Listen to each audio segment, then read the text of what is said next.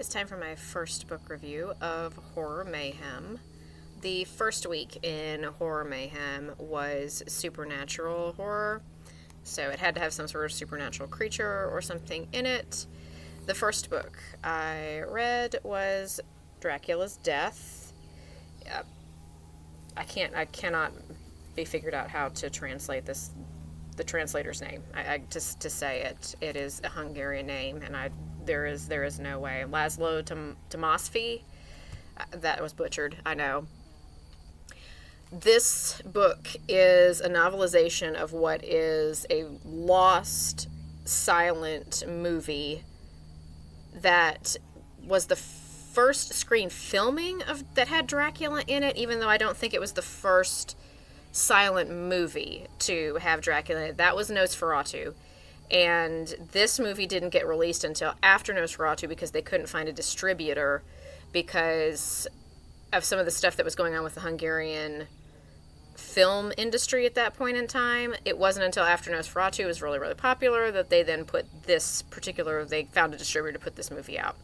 Dracula's Death, though, doesn't really have anything to do with Dracula the book, other than the fact that Dracula is kind of named as a character in this, and he's a vampire. It really doesn't have anything to do with Bram Stoker's novel, which is interesting in the fact that Bram Stoker's widow went after Nosferatu because it was an unlicensed retelling of Dracula.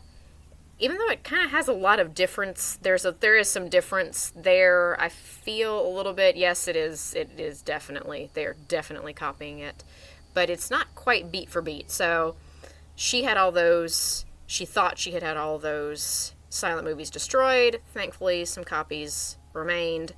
Dracula's Death, unfortunately, that movie, no one can find any copies of. No one knows what happened. And that's just sort of the case with silent movies. You'll find in the back of this particular book they talk about silent film and the fact that 75% of American silent film has disappeared. We don't know what's happened to it. That's actually better than like 93% of some of foreign films, like Hungarian ones and different things, have disappeared as well. They're just hoping someday somebody stumbles across some finds that they would have maybe in some archive somewhere that we just haven't found yet. But a lot of film history has been lost just over time, and people not keeping different types of media. Dracula's Death, this novelization, it reads very much like I could imagine the silent film being, which means that everybody sort of seems like they're over the top and acting over the top in kind of strange ways. As just sitting down and reading this as a book, I would say probably, unless you're really familiar with silent film and that's what you're envisioning as it's going on, you probably aren't going to like this a whole lot, because it really is sort of melodramatic, over the top. Characters do really, really irrational things at different points. This actually felt a lot to me more like The Cabinet of Dr. Caligari than it did anything with Nosferatu. Nosferatu I love. I love Nosferatu as a silent film. I think that one was brilliant. What they were able to do was brilliant. The special effects for the time period were just absolutely cutting edge and great. This feels more like Caligari. This feels more like we're in an asylum. Strange things are happening there. We have more of this sort of, is it a dream? Is everyone crazy? What's happening? Type of a thing going on than it did with Nosferatu, which is basically, here's a vampire, and he is very clearly a vampire. There, no one is being delusional. This guy's a vampire. The novel follows this girl named Mary Land.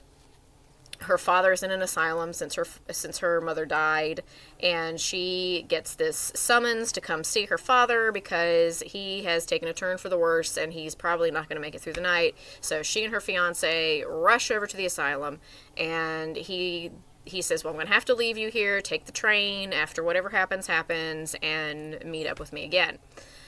as she is there, I don't know who is running this asylum or how. It was apparently just wildin' back in the days of asylums and the 1920s or whatever, because somehow the inmates of the asylum, someone gets a gun at one point. We've got asylum inmates being able to get surgical tools. It's crazy. Things are just happening. And that, I think, is part of the melodrama of a silent movie, but it also makes a lot of things that happen really, like, off the wall, because she's in there and she's waiting to go see her father, and the doctor at the asylum, he's like, yes, don't be worried about the inmates, they're harmless. And she sees a former music teacher of hers, and he very adamantly thinks that he is Dracula and is proclaiming that. She gets left in a room at one point in time. 2 asylum inmates come in dressed as doctors. They have surgical tools. They're about to do surgery on her eyes before, miraculously, the actual doctor comes in and is able to stop them. And he's like, oh, I'm so sorry. Things got out of hand. Don't file a report. We're great. The whole thing is just, you're just like, what is going on at this asylum? This asylum is bonkers. But as things progress, you don't actually know what is reality, what is a dream, what is her hallucination, what is people just being delusional. That all sort of goes on with it. And that's why I said it's much more like Caligari than Nosferatu is. The story itself very short in here, and then it flips over to the history of the movie that is lost.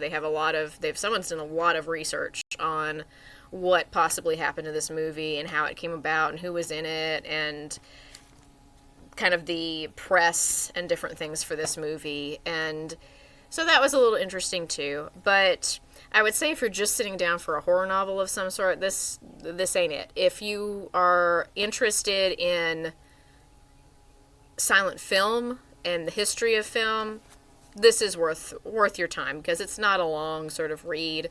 It's perhaps like you were reading what a silent film would have looked like and then some history about it. And I think that is worth your time if you are kind of a old cinema buff, not necessarily a horror fan. So that is my first book for Horror Mayhem month.